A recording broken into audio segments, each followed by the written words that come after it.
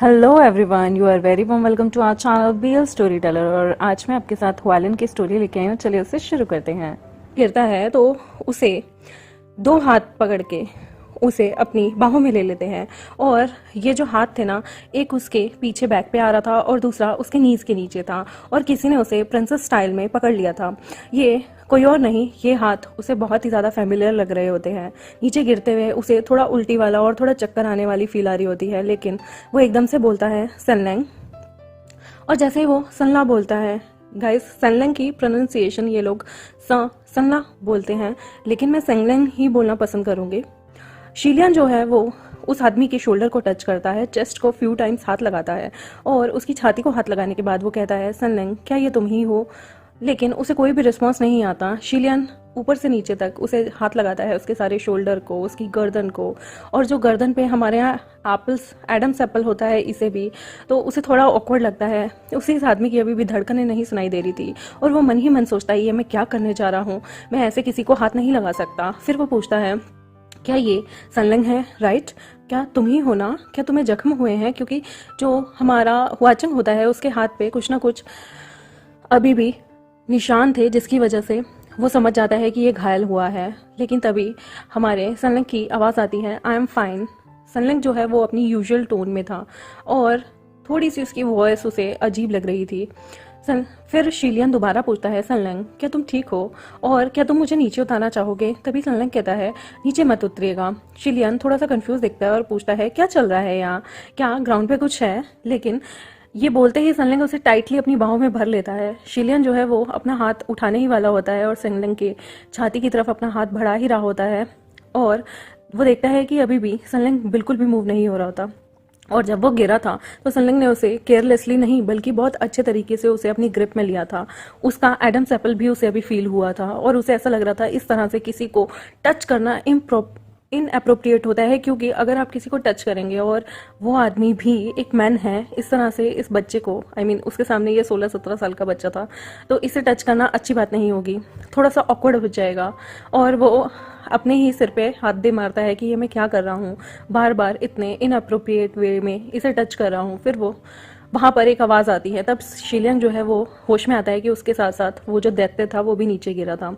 और वो पूछता है क्या हो गया है तुम्हें? जैसे ही वो बोलता है उसे याद आता है कि कीमो, जो ये जनरल कीमो था, जो कि एक बहुत बड़ा दैत्य सा था, वो शीलियन को पकड़ के नीचे, जब शीलियन नीचे गिरा था तो उसे भी रुयो के थ्रू अपने साथ पकड़ के ले आया था। और तभी वो कहता है क्या हुआ सोल्जर, मेरे ब्रदर, आपको क्या हो गया है? लेकिन ये बात सुनते ही उस आदमी को गुस्सा आता है और वो बहुत बार इन लोगों पे अटैक करने की कोशिश करता है। शीलियन जो है वो अपनी सांस रोके होता है और वो सोचता है कुछ तो गड़बड़ है, लेकिन प्रैक्टिकली सनलैंग जो होता है वो उसे हर बार बचाता है, मूव करता है, इधर उधर होता है। तभी कीमो कहता है किसने तुम्हें मारा है? किसने तुम्हें मारा है? वहां पर एजाओ जो है वो भी नीचे गिर जाता है। शीलियन ने सुना होता है कि कोई भी नीचे बुरी तरह से गिरा है। सनलैंग जो है वो उसके बाद नीचे की तरफ आता है और वो चुपचाप सारी चीज़ों को मार चुका होता है। शायद इस जो गुफा थी यहाँ पर इतनी ज़्यादा अंधेरा था कि कुछ दिख नहीं रहा था और कुछ ऐसी चीज़ चल रही थी जिसकी वजह से हुआचंग उसे गोद से नीचे नहीं उतारा था। तभी कीमो कहता है डैम, तुम्हारे आदमी ने मुझे मारा है, अब तुम मर जाओगे। शीलियांग को समझ नहीं आता कि ये क्या बोल रहा है। तभी वो कहता है सनलैंग केयरफुल रहो, क्योंकि जो जनरल कीमो है वो उन लोगों पे कहीं ना कहीं हमला करने वाले थे। तो सनलैंग कहता है आप चिंता ना करें और वो शीलियन को टाइटली अपनी बाहों में पकड़ लेता है। शीलियन कुछ समझ नहीं पा रहा था, उसे गुदगुदी सी फील होती है और जो हमारे सनलैंग के कपड़े होते हैं उनमें से जो छन छन की आवाज़ आती है बहुत क्यूट सी लग रही होती है और बहुत अच्छा सा हो रहा है। लेकिन इस मोमेंट को बिगाड़ने के लिए कीमो फिर से चिल्लाता है, उनकी तरफ जो है हवा में वार करने की कोशिश करता है, लेकिन सनलैंग जैसे जैसे करके मूव करके शीलियन को फिर से बचा लेता है।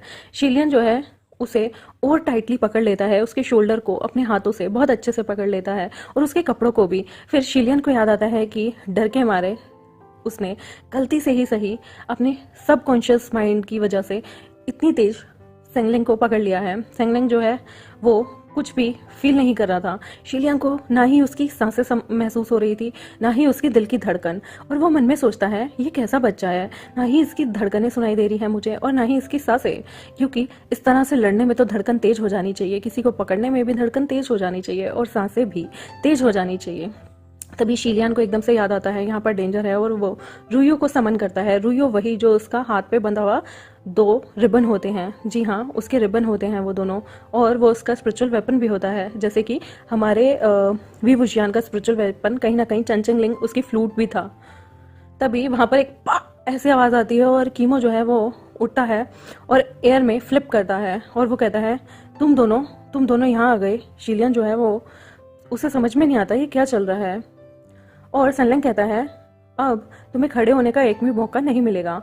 वो उन लोगों को कहता है तुम्हें एक से लड़ने के लिए एक को आना चाहिए, तुम दोनों हम पे वार कैसे कर सकते हो। शीलियन मन में सोचता है तू तो इतना बड़ा दैत्य है और तू चाहता है कि हम एक करके एक लड़े, बल्कि तुझसे लड़ने के लिए तो बहुत सारे, मतलब मैनी टू वन भी होता तब भी चलता। तभी वो सनलैंग से कहता है सनलैंग बेटर होगा अगर तुम मुझे नीचे उतार दो।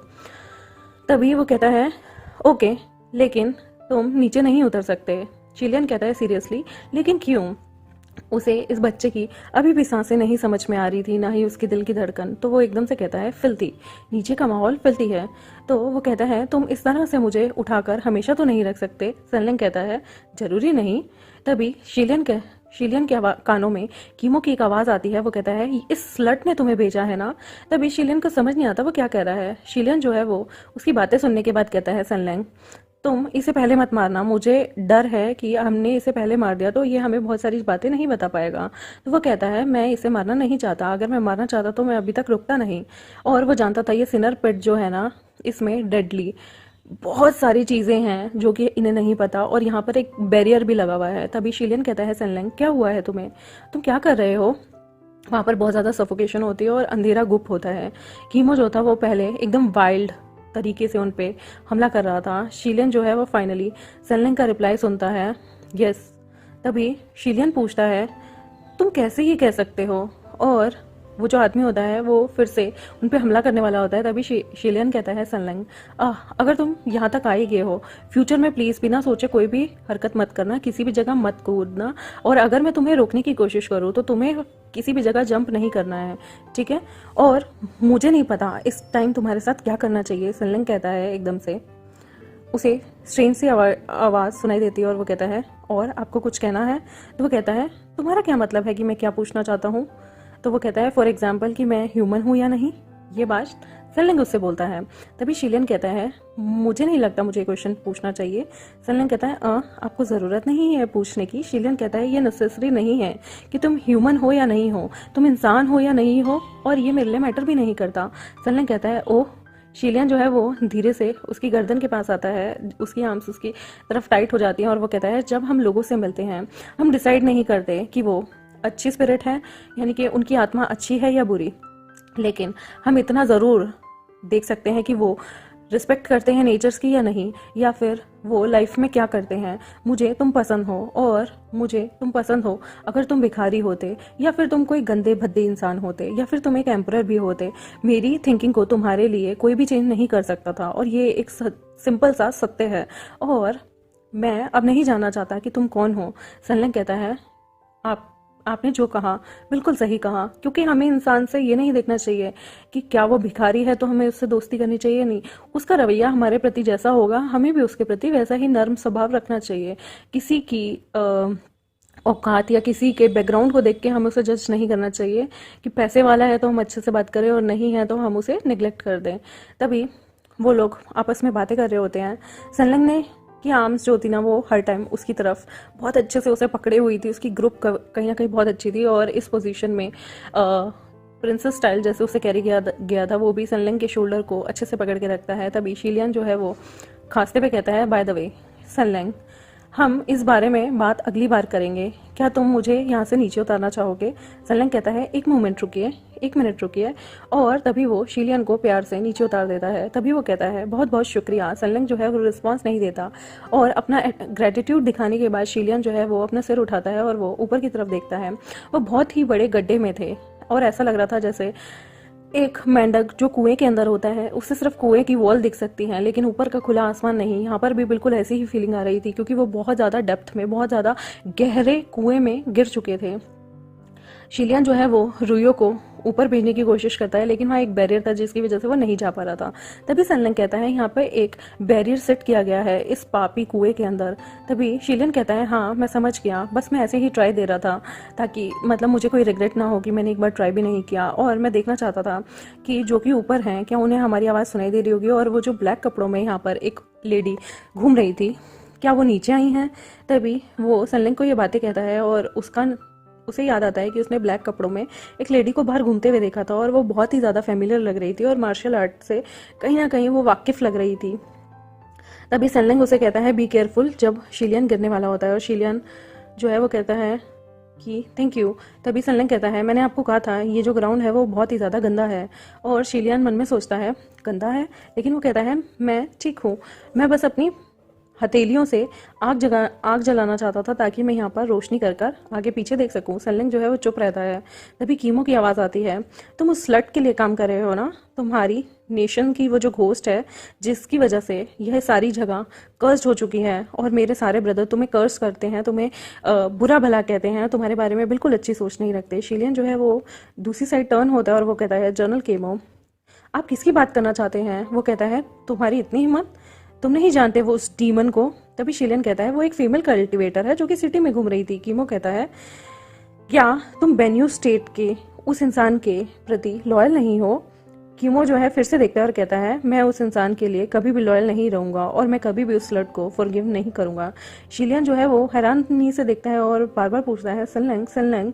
तभी सनलैंग कहता है कि वो जिसकी बातें कर रहा है उसने एक टाइम पे इनकी कंट्री को कहीं ना कहीं बहुत ज़्यादा नुकसान किया, धोखा दिया, और सिटी गेट से ही सेंट्रल प्लेन के सोल्जर्स को यहाँ आने दिया। ये आदमी जो है उसकी बात कर रहा है जिसने ना जाने कितने ब्रदर्स को नीचे मरने के लिए छोड़ दिया, और वो उस इंसान को डेथ देना चाहता है, मतलब मार देना चाहता है। अगर 1000 टाइम भी या फिर 10,000 बार भी वो इसके सामने आएगी तो। शिलियन एकदम से कहता है एक सेकेंड, क्या, रुको जरा।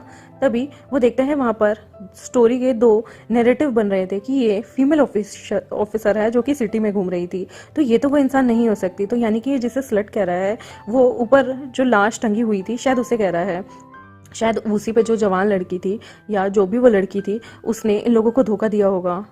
और वो मन में सोचता है जब कीमो ने कहा था क्या ये स्लट फिर से आ गई, बेन्यू में बिट्रे करने वाली स्टेट प्रिसेप्टर बेन्यू की कौन हो सकती है। तभी वो मन में सोचता है कि जर्नल स्टेट प्रिसेप्टर ऑफ बेन्यू जो है वो आप उसकी बात कर रहे हैं, वो जो गर्ल जो ब्लैक में थी कौन थी, वो जो पोल पे लटकी हुई थी सिनर पिट के। तभी वो कहता है वो और कौन हो सकती है। शिलियन समझ आता है कि वो जो यंग लड़की थी जिसका लाश वहां पर टंगी हुई थी उसी लड़की से ये लोग इतनी नफरत करते हैं, और बेन्यू सिटी की वॉल्स पर वो यंग मैन को टांग के रखते हैं, उस यंग वुमेन को टांग के रखते हैं।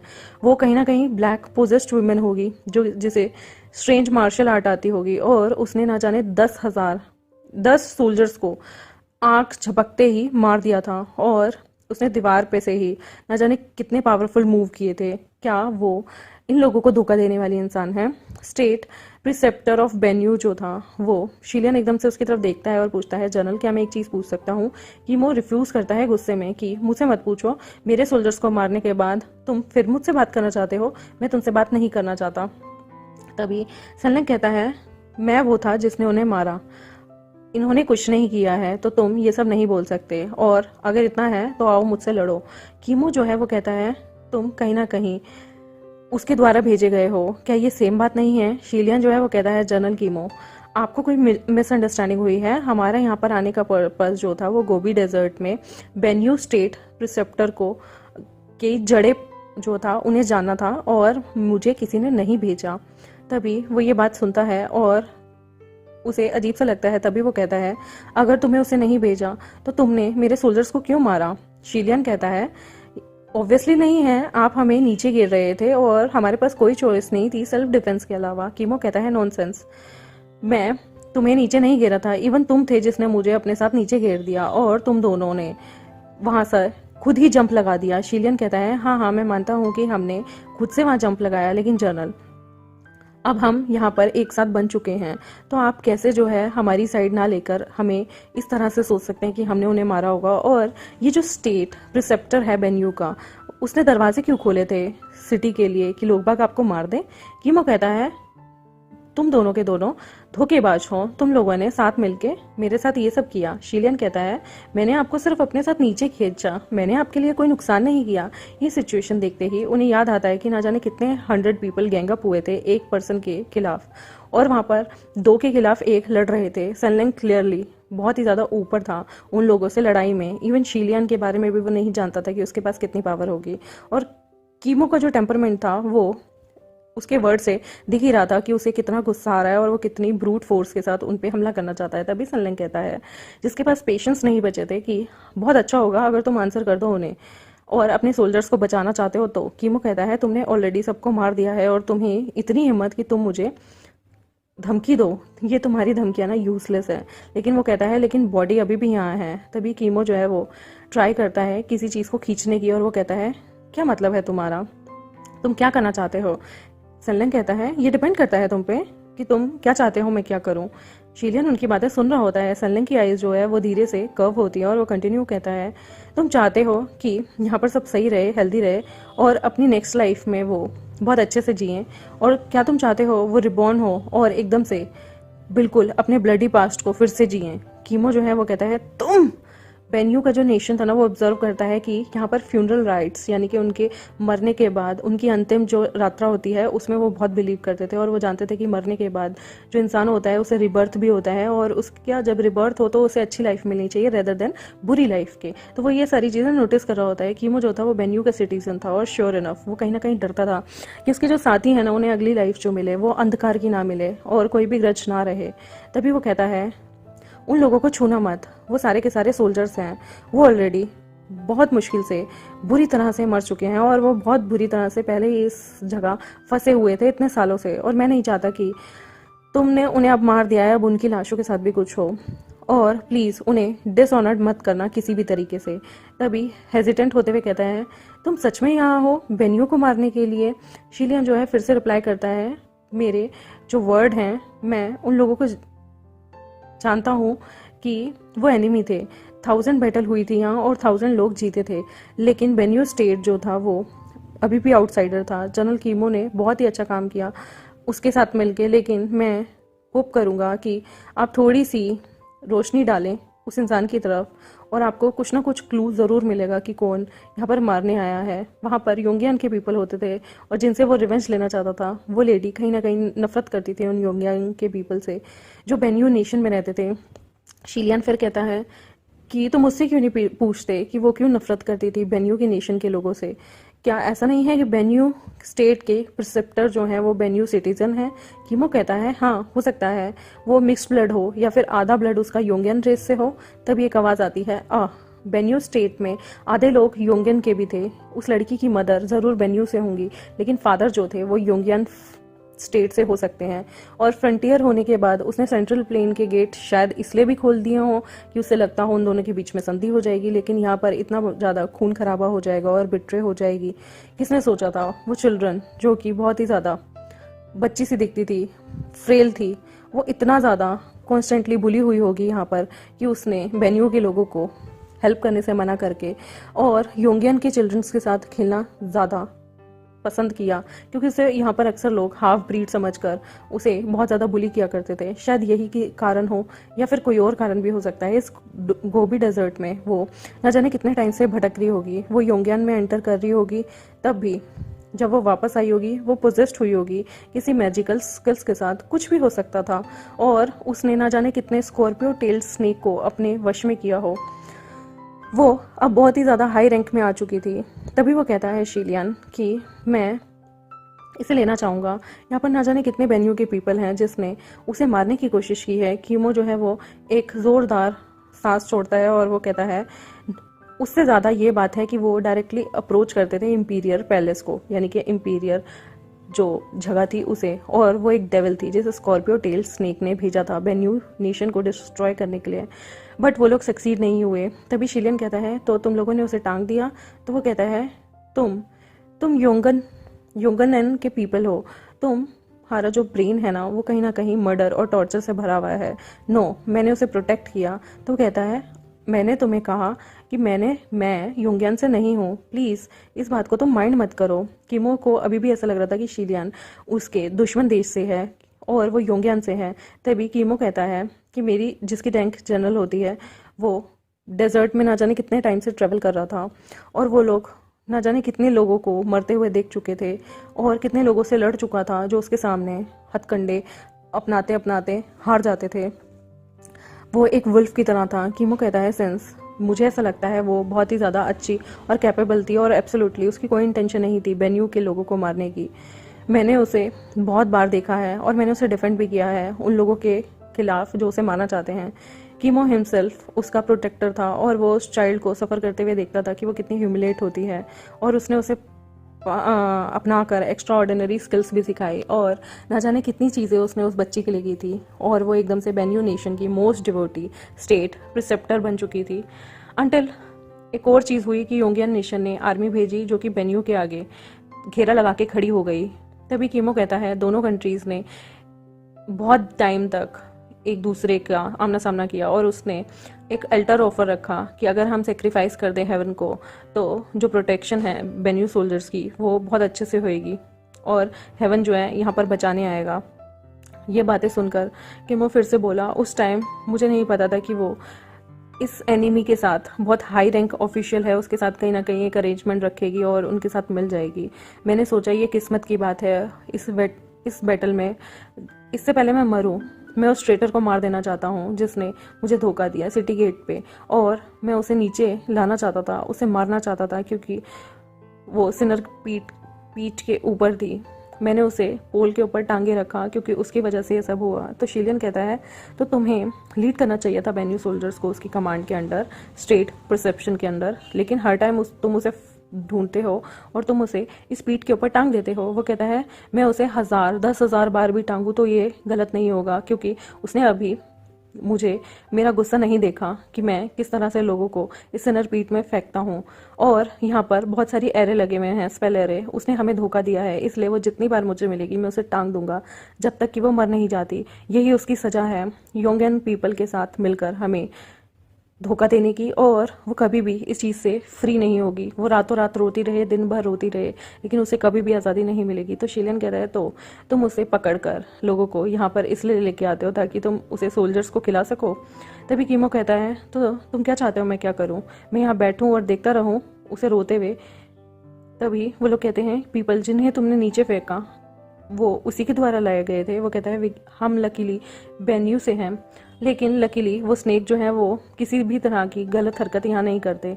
वो यहाँ पर क्रॉल करते हुए आते हैं क्योंकि एक एंशियंट सिटी है और लोगों को खा जाते हैं, और जैसे ही वो लोगों को खाते हैं तभी जो यहाँ पर किंडर मून हर्ब्स हैं लोग लेने के लिए आ जाते हैं ताकि वो अपनी ज़िंदगी को बचा सकें, और जैसे ही आते हैं हम उन लोगों का सेक्रीफाइस कर देते हैं सिनर पीट में डाल के। और ना जाने कितने लोगों के हेड यहाँ बरिड थे, दफन थे, और इंपीरियल पैलेस जो था वो अच्छा काम कर रहा था। लेकिन तभी के तभी जो मैन जो यहाँ पर बरिड था वो एकदम से खजाने की तरह यहाँ पर आता है और कंट्री की वैल्यूएबल चीज़ों को वो लूट करने के लिए यहाँ पर उस पर्पज़ से आता है। और योंगियन के पीपल सेंचुरीज से यहाँ पर ना जाने कितने खजानों को लूटने के लिए आते हैं। तो वो कहता है क्यों ना तुम उस इंसान को बरिड कर दो या फिर उसे नीचे गिरा दो। कीमो कहता है हर्ब्स जो है वो फर्टिलाइज़र मांगती है और अच्छे से ग्रो होती है, इसलिए हम उन स्नेक्स को पाल के रखते हैं और हम किसी को भी भागने नहीं देते, ना ही किसी क्रिएचर को। और गाइस अब आगे देखेंगे बेन्यू का क्या रहस्य है, उसके लिए मेरे साथ जुड़े रहे। क्या ऐसी बात है जो ये लोग इतना ज़्यादा उस फर्टिलाइज़र में जो वो भूत था उसे इतना ज़्यादा खाना वाना प्रोवाइड करते थे, और इसके पीछे किसका रीज़न है कि सेंट्रल प्लेन में ऐसा कौन था जिसने इन्हें बिट्रे किया और जिसकी नफरत आज भी कीमो सोल्जर के मन में भड़क रही है, और ऐसा क्या राज था जो इसे हेवन से भी मदद नहीं मिली थी शिलियन को यहाँ तक आने के लिए। मेरे साथ जुड़े रहें और आगे के जितने भी मेरे फर्दर पार्ट्स आएंगे उनमें इस स्टोरी का देखते हैं क्या निष्कर्ष निकलेगा। Thank you very much, bye bye.